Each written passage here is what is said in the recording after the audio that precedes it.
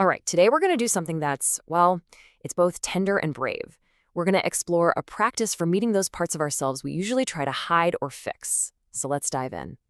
So here's the core idea. Instead of judging or trying to just, delete parts of ourselves, we're going to practice meeting them with mindful self-compassion. And this isn't just some abstract concept. It's a practice, something we can actually do.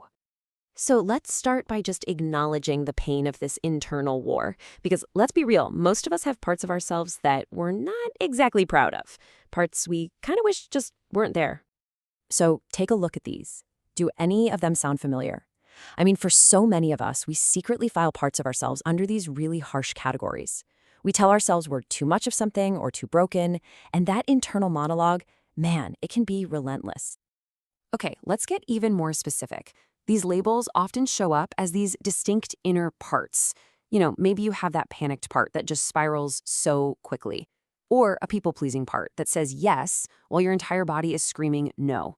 Or maybe, for you, it's that achiever part that just never ever lets you rest. Just recognizing these parts, that's the first step. And this is the story that so often runs in the background, isn't it? It's this really painful wish that if we could just surgically remove that one challenging part of our personality, then everything would finally fall into place. Then we'd finally be okay, finally be acceptable. But, fighting this war, it comes at a huge cost. It leads to this constant feeling of being at war with your own mind, these intense flare-ups of shame, and just a deep, deep fatigue from constantly policing your own inner world. And the ultimate price? It's that lingering sense that you are never, ever quite acceptable to yourself. So what's the alternative? Well, it's about refusing to abandon yourself. There is a kinder, more effective way, and it's all rooted in this practice of mindful self-compassion. So what exactly is mindful self-compassion? Well, it's really two things working together. First, you have mindfulness.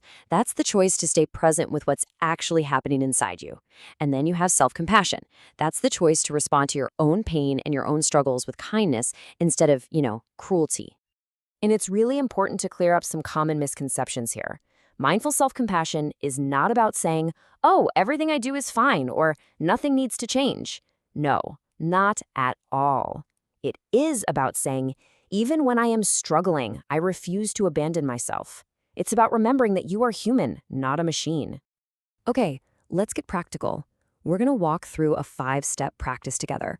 And I want you to think of this not as some difficult chore or like demolition work on yourself. It's more like a gentle visit. So just one room in your inner house. So here's our roadmap. First, we'll choose just one part to focus on. Then we'll locate where we feel it in our body. After that, we're gonna let it speak, respond with compassion, and then we'll end with a brief loving kindness moment. Simple as that. All right, step 1. This is simple, but it is absolutely crucial.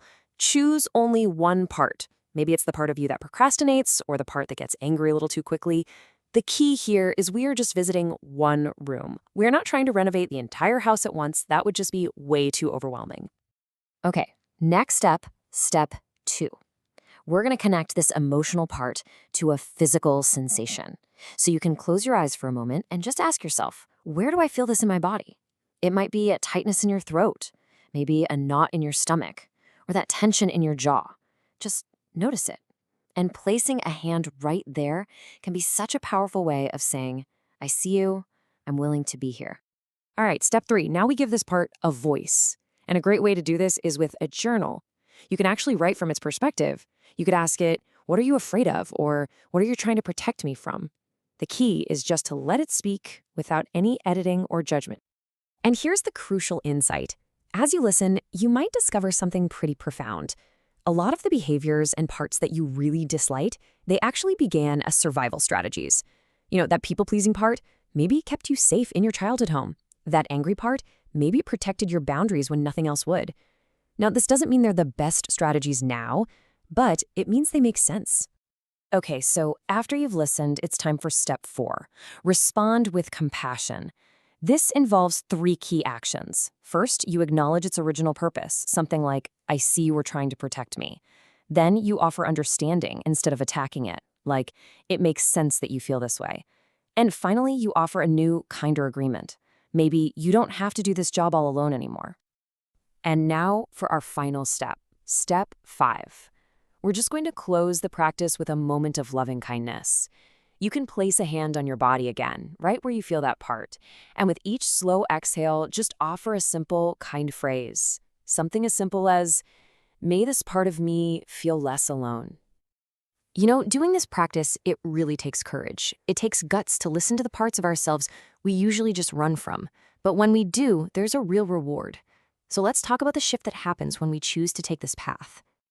This right here, this illustrates the fundamental shift in mindset. We're moving away from that shame-filled thought, the one, ugh, I hate that I'm still like this, and we're shifting into curiosity. We start asking, what did I learn about this part of me when I chose to listen instead of attack? And I'm telling you, that one change is incredibly powerful. And here's the core reason why this shift works. It's simple, really. Shame freezes you. It's paralyzing. It keeps us stuck in all those old patterns.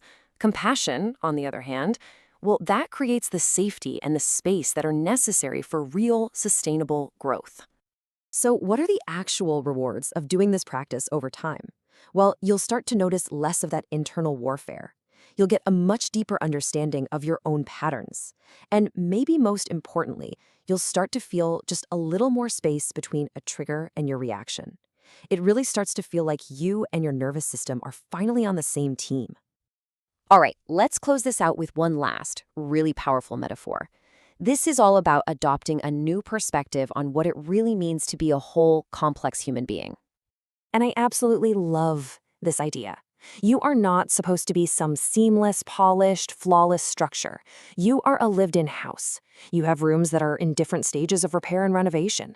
Some rooms are bright and sunny, and sure, others are a bit messy or need some work. The goal isn't to be a flawless museum. It's to be a warm, welcoming, lived-in home for all the parts of yourself.